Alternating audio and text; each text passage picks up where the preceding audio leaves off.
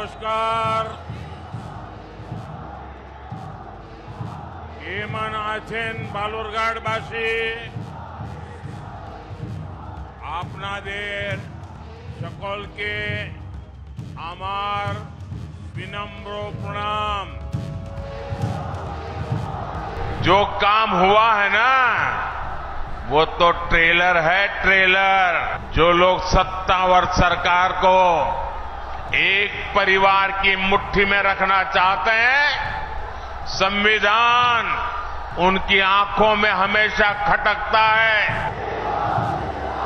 10 साल का काम गिनाया, अगले 5 साल का फ्यूचर प्लान बताया और विपक्ष को खूब सुनाया। बिहार टू पश्चिम बंगाल तक पीएम मोदी के तूफानी कैंपेन से जबरदस्त मोमेंटम बन गया।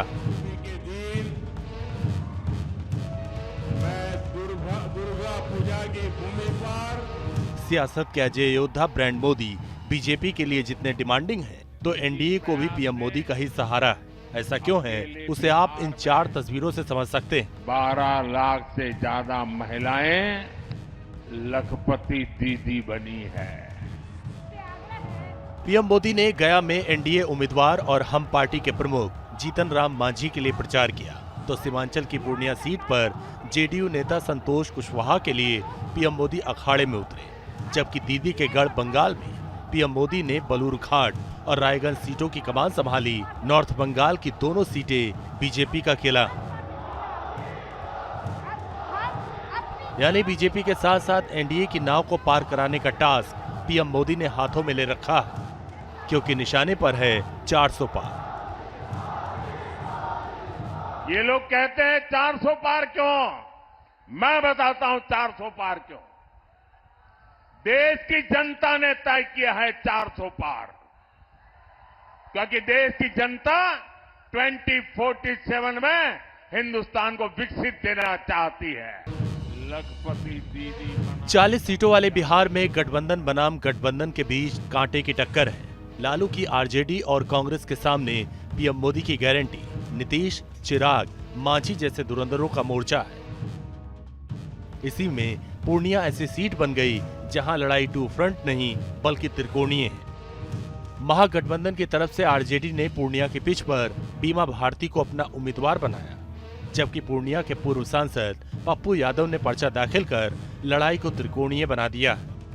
ऐसे में जेडीयू के संतोष कुशवाहा जीत का तीर चला पाए, इसलिए नीतीश कुमार लगातार पूर्णिया में कैंप कर रहे हैं और अब पीएम मोदी का भी साथ मिल गया।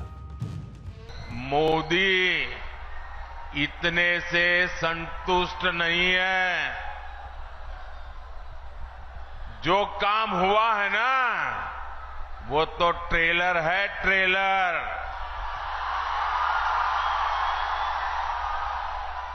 अभी हमें पूर्णिया को, सीमांचल को, बिहार को और पूरे हिंदुस्तान को बहुत आगे लेकर जाना है। सीमांचल में 24 के संग्राम में ताल ठोकने के बाद पीएम मोदी ने नॉर्थ बंगाल में दस्तक दी, उस पिच की कमान संभाली जिसे बीजेपी ने अपना दुर्ग बना रखा।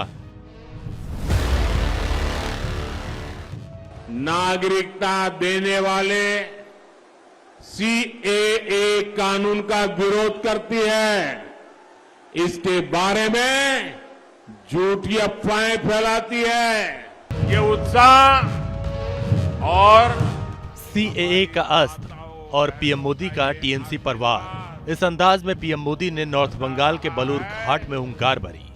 यूं तो बलूरघाट में दूसरे चरण में वोटिंग होनी है। यहां से बंगाल बीजेपी के अध्यक्ष और सांसद सुकांता मजूमदार फिर से मैदान में है, लेकिन इस सीट को अभेद्य किला बनाए रखने के लिए बीजेपी ने किस तरह ताकत झोंक रखी है, इसका अंदाजा आप इन 2 तस्वीरों से लगा सकते हैं। 4 जून 10 अप्रैल को गृह मंत्री अमित शाह ने बलूरघाट में रैली की थी और अब पीएम मोदी इस अखाड़े में उतरे। 7 दिनों के अंदर सेंट्रल लीडरशिप के 2 योद्धाओं का एक ही सीट पर उतरने का संदेश साफ है कि दीदी की मजबूत घेराबंदी करना। भले ही तृणमूल कांग्रेस इंडिया गठबंधन का हिस्सा हो, मगर पश्चिम बंगाल में ममता बनर्जी की पार्टी 42 सीटों पर अकेले लड़ रही है।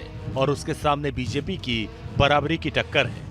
इसलिए ममता बनर्जी और उनकी पार्टी का counter attack PM Modi centric ही है। मोदी पर वार करना और बीजेपी को रोकना। भारतीय जनता पार्टी 2014 से आज 10 साल उन्होंने देश के लिए क्या विकास किया है। बंगाल इतनी जानती है कि केंद्र सरकार ने सब पैसे बंद कर दिए और वो 100 दिन का काम हो, आवास योजना का काम हो और जलपाईगुड़ी में जो घर बनाने थे उसमें भी अनुमति नहीं मिली। उनके ही नेत्री, एक भाजपा की नेत्री कूच बिहार में कल भाषण दे रही थी कि भाजपा सत्ता में आएगी तो लक्ष्मी भंडार भी बंद कर देगी। ये बंद करती है ये सरकार, वही रास्ते। आमार बांग्लार संदेश खाली, सीएए, राष्ट्रवाद और मोदी की गारंटी। ममता बनर्जी के मां माटी मानुष वाले कार्ड को काउंटर करने के लिए बीजेपी ने इन्हें हथियार बनाया है और इसकी पहली परीक्षा हो रही है नॉर्थ बंगाल में। अगले 5 वर्षों के लिए टीम न्यूज़ नेशन। मोदी की गारंटी है, पीएम आवास योजना के तहत 3 करोड़ गरीबों को घर मिलेंगे।